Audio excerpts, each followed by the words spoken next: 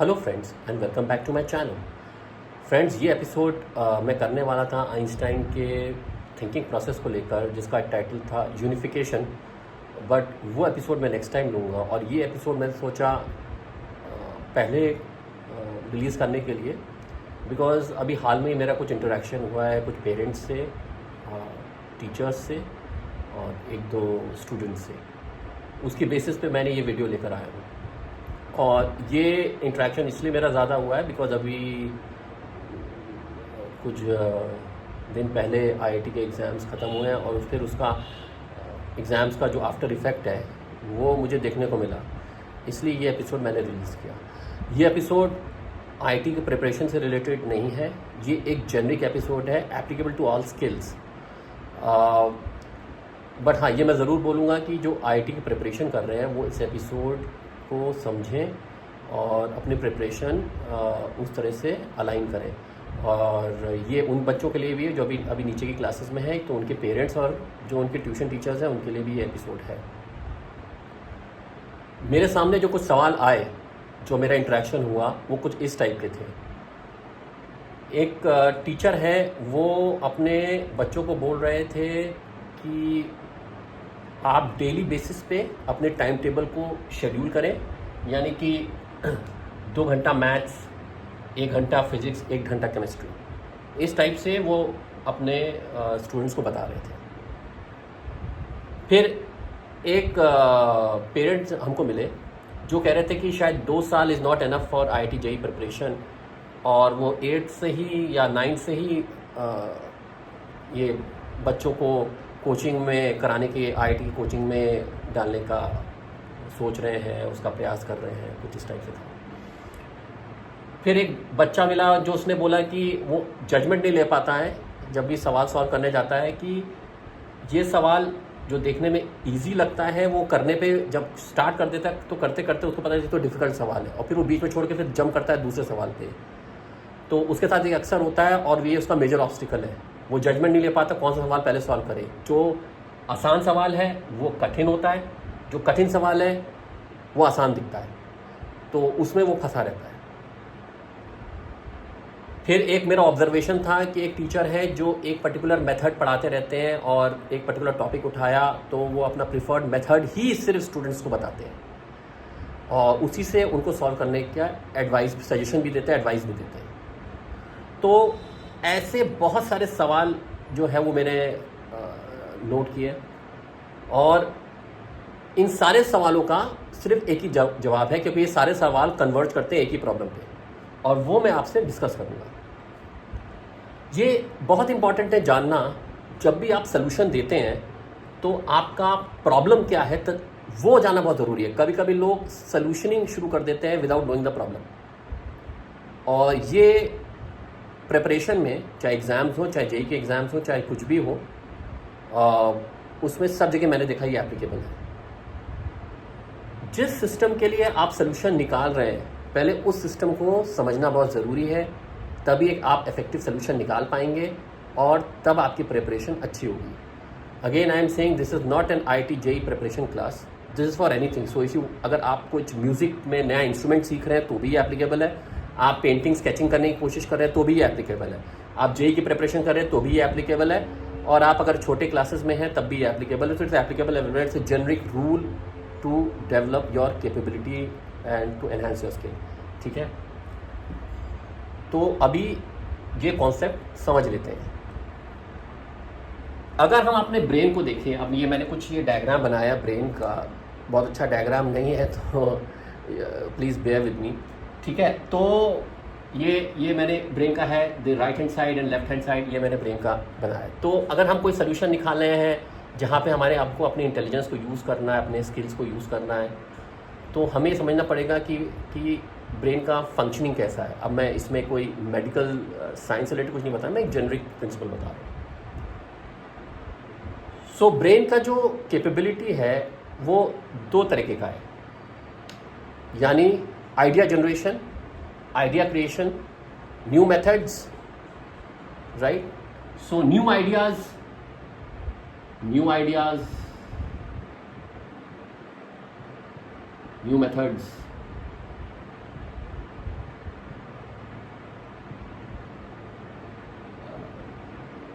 Creation, इस type के चीज़ें हमारा ब्रेन कैपेबल है करने का। और दूसरा क्या है उसका, analytical and problem solving skills, यानी कि प्रॉब्लम सॉल्विंग, एनालिटिक्स, ये भी ब्रेन करता है। ये दोनों चीज करता है ब्रेन। अब मैं पहले राइट हैंड साइड की बात करता हूँ। राइट हैंड साइड मतलब हमारा ब्रेन जो है उसको हमको इस तरह से ट्रेन करना है कि वो इसमें परफेक्शन हासिल करे, यानी कि इसमें इट बिकम्स वेरी गुड। यानी वो एक प्रॉब्लम को अगर देखता है तो इमीडिएटली उसके दिमाग में बहुत सारे आइडियाज़ आने चाहिए कि वो उसका सलूशन, उस प्रॉब्लम के सलूशन क्या क्या हो सकते हैं। नए नए आइडियाज़ आने चाहिए, नई नई थिंकिंग आनी चाहिए प्रॉब्लम देखते ही इमीडिएटली, यानी कि ब्रेन की कैपेबिलिटी उस लेवल पे जानी चाहिए। यानी कि उसने एक प्रॉब्लम देखा और ब्रेन ने तुरंत कहा कि अरे इसका एक आइडिया 1 है, I1, इसको सॉल्व करने का एक आइडिया I2 है, एक आइडिया I3 है, एक आइडिया I4 है। ऐसे बहुत सारे आइडियाज आने चाहिए उसके दिमाग में। तो पहला कैपेबिलिटी जो ब्रेन का डेवलप करना है वो आइडिया जनरेशन या न्यू मेथड जनरेशन पे होना चाहिए।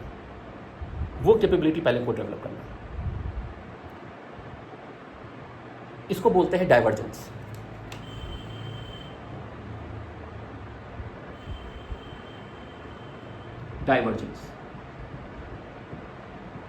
Divergence capability of the brain has to be very good।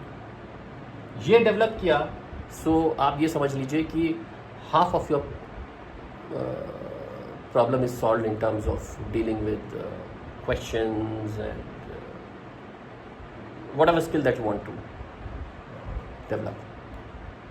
दूसरा कैपेबिलिटी क्या है कि जब प्रॉब्लम आए तो वो प्रॉब्लम को सॉल्व कर ले और वो राइट मेथड चूज करे सॉल्व करने के लिए। मतलब कि जैसे फॉर एग्जांपल उसके बाद ऑप्शंस होगा A, B, C, D, उसके बाद ये सारे ऑप्शंस है सॉल्व करने के लिए, लेकिन वो राइट मेथड चूज कर ले and he should be able, उसकी ब्रेन के एनालिटिक कैपेबिलिटी इतनी होनी चाहिए कि इनमें से वो करेक्ट मेथड चूज कर ले to arrive at the right answer। that is the analytical capability part।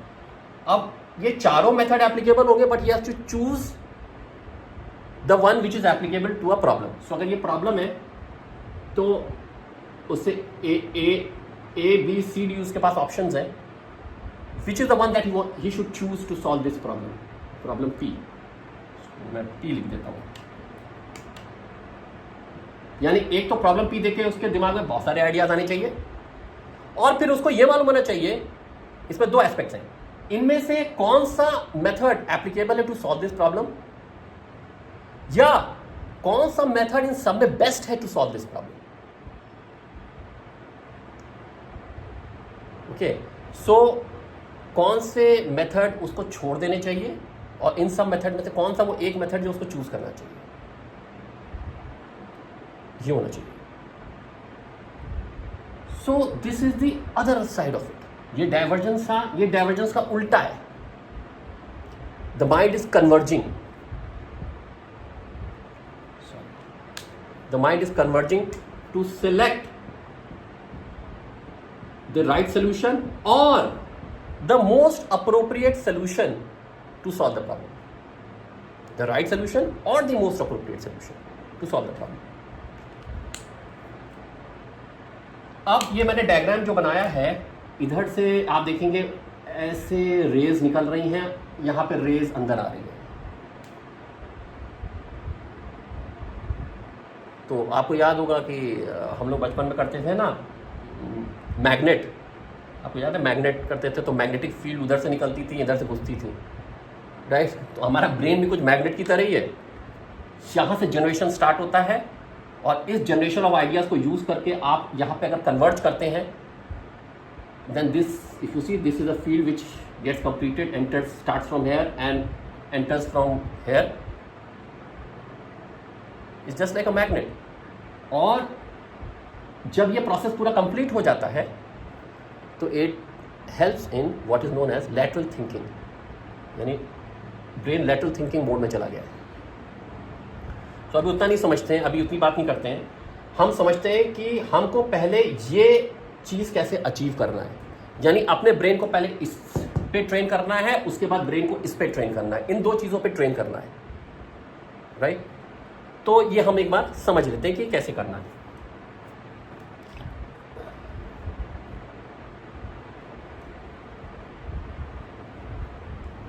तो पहले वो ब्रेन एक प्रॉब्लम को देख के मल्टीपल आइडियाज जनरेट कर ले, उसके लिए बहुत इंपॉर्टेंट है उसके लिए, और मैं ये बोलूँगा इंपॉर्टेंट क्या, उसके लिए ब्रेन को हमको 2 फेजेस से ले जाना पड़ेगा, यानी अपने माइंड को 2 फेजेस में ट्रेन करना पड़ेगा। पहला होता है एक्सप्लोरेटरी फेज। अब मैं क्या है फ्रेंड्स, ये सब कुछ एप्लीकेबल, सब ये जो मैं मेथड बता सब जगह एप्लीकेबल है, लेकिन अब मैं मैथमेटिक्स को यूज़ करके आसानी से आपको एक्सप्लेन करता हूँ कि कैसे होगा, ठीक है। तो पहला फेज होगा exploratory phase, which is exploratory phase क्या चीज़ एड्रेस करता है? एक्सप्लोरेटरी फेज करता है आपकी एड्रेस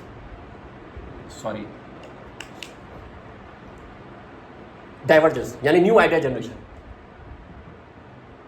पहला एक्सप्लोरेटरी फेज। कोई भी नया टॉपिक है, कोई भी नया सब्जेक्ट है, कोई नया स्किल है, उसमें पहले इस फेज को हमको अप्लाई करना पड़ेगा। ये फेज में कोई टाइम लिमिट नहीं होता है। ये फेज सिर्फ एक्सप्लोर करता है कि अगर मुझे प्रॉब्लम दिया गया है तो मैं कितने सारे मेथड्स सोच सकता हूं अपने दिमाग से सॉल्व करने की ये प्रॉब्लम। ओके, अब आपने देखा होगा ये मैंने एक सवाल लिखा हुआ है इधर, शायद 10th या 11th का ये क्वेश्चन है, ठीक है। मैं आपको इसमें मैथ्स नहीं करने वाला हूँ, ये जस्ट मैं यूज़ कर रहा हूँ इस एग्जाम्पल को सॉल्व की एक्सप्लेन करने के लिए कॉन्सेप्ट। तो अगर आप इस सवाल को देखेंगे तो ये सवाल मल्टीपल मेथड से सॉल्व हो सकता है। अगर आप इसको नॉर्मल एडिशन के फॉर्म में सॉल्व करने जाएंगे तो ये सॉल्व हो जाएगा, उसको बोलेंगे हम मेथड m नॉट। आप यहां 1 माइनस साइन ए से ऊपर नीचे मल्टीप्लाई करेंगे तो भी ये सॉल्व होगा, इसको बोलेंगे मेथड m1 सॉरी। दूसरा इस a cos a जैसे है sin a है, अगर आप इसको a/2 फॉर्म में भी ले जाएंगे, instead of keeping it a/2 form में ले जाके वापस a में लाएंगे तो भी ये सॉल्व होगा, m2। और ऐसे बतेरे आप बहुत सारे आप मेथड्स ढूंढ सकते हैं इसको सॉल्व करने के लिए। ये हमको पहले प्रैक्टिस करना है इस फेज में। इसमें कोई टाइम लिमिट नहीं होगा। जो नॉर्मली IIT में करते हैं वो टॉपिक लेके टाइम लिमिट रिकॉर्ड करना शुरू कर देते हैं सवाल सॉल्व कर, इसमें मत करिए, डोंट डू इट, नहीं तो ये फेज चलेगा नहीं। इसमें ऐसा भी हो सकता है कि आप सवाल लेके बैठे हैं अपनी प्रिपरेशन में शाम को, तो ये सवाल को करने में इतने सारे मेथड्स निकालने में शायद पूरी शाम चली जाए। वो टाइम बॉक्सिंग नहीं कर पाएंगे कि मैं अब 1 घंटा मैथमेटिक्स करूंगा फिर 1 घंटा फिजिक्स करूंगा, वो आप नहीं कर पाएंगे इस फेज में, और करिएगा भी नहीं। अगर आज मैथमेटिक्स कर रहे हैं तो फिजिक्स कल कर लेंगे, राइट। लेकिन आज मैं इस सवाल के मल्टीपल मेथड्स निकाल के रहूंगा, ये अपना टारगेट ले लीजिए। There is no time limit to it, even if it takes a lot of time, doesn't matter. Brain को ट्रेन करना और उसको कॉन्सेप्ट को अब्जॉर्ब करने में टाइम लगता है, ब्रेन को एक्सप्लोर करने दीजिए नई मेथड्स। उससे क्या होगा ना, क्रिएटिविटी जो आपकी ब्रेन की है वो डेवलप होना शुरू हो जाएगी, एंड वो इस टॉपिक पे भी मदद करेगी, आगे वाले टॉपिक पे भी मदद करेगी। Start building the creativity over here, no time boxing in the new topic और अ न्यू सब्जेक्ट। अब एक्सप्लोर करिए, एक्सप्लोरेटरी फेज है ये आपके डाइवर्जेंस जो मैं बोल रहा था ना, थिंकिंग में मदद करेगी। यानी एक प्रॉब्लम देखा और वो सोल्यूशन निकला।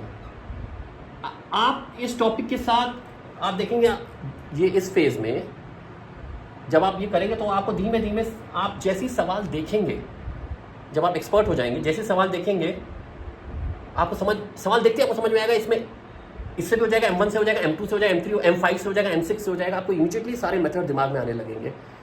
आपकी ability to comprehend the question बढ़ जाएगा। आपको ये भी पता चल जाएगा ये आसान सवाल कवर अप करके दिया हुआ है कि ये डिफिकल्ट सवाल कवर अप करके दिया हुआ है। ये जजमेंट बहुत स्ट्रांग हो जाएगा, बिकॉज आपका माइंड ऑलरेडी सारे एरियाज, सारे मेथड्स को एक्सप्लोर कर चुका है। It has developed the ability to identify various method to solve a particular problem. No time limit, no time boxing in this, and start looking for multiple methods. बहुत सारे बच्चे क्या करते हैं, इसका एक मेथड M0 से किया, आंसर आ गया, they are very happy, they move on to the next question. नहीं, इसमें हैप्पी होने, हैप्पीनेस तब आनी चाहिए जब आप कहो कि नहीं मैं इसको M0 से भी सॉल्व कर सकता हूं, इस सवाल को मैं M1 से भी सॉल्व कर सकता हूं, M2 से भी सॉल्व कर सकता हूं, M3 से भी सॉल्व कर सकता हूं। कॉम्प्रिहेंशन बहुत स्ट्रांग हो जाएगा आपका। आपको पता कैसे चलेगा आपका कॉम्प्रिहेंशन स्ट्रांग हो गया है? क्योंकि जैसे जैसे इस टॉपिक के आप सवाल और आगे करते जाएंगे और करते जाएंगे, आपके दिमाग में ऑटोमेटिकली 3-4 मेथड, सवाल देखते ही 3-4 मेथड आने शुरू हो जाएंगे। आप समझ लीजिए you have gone through this phase, ये फेज एंड हो रहा है। जब ये फेज एंड होगा तो आपको नेक्स्ट फेज में जाना है, जिसे कहते हैं फेज ऑफ एप्लीकेशन, यानी एप्लीकेशन फेज है।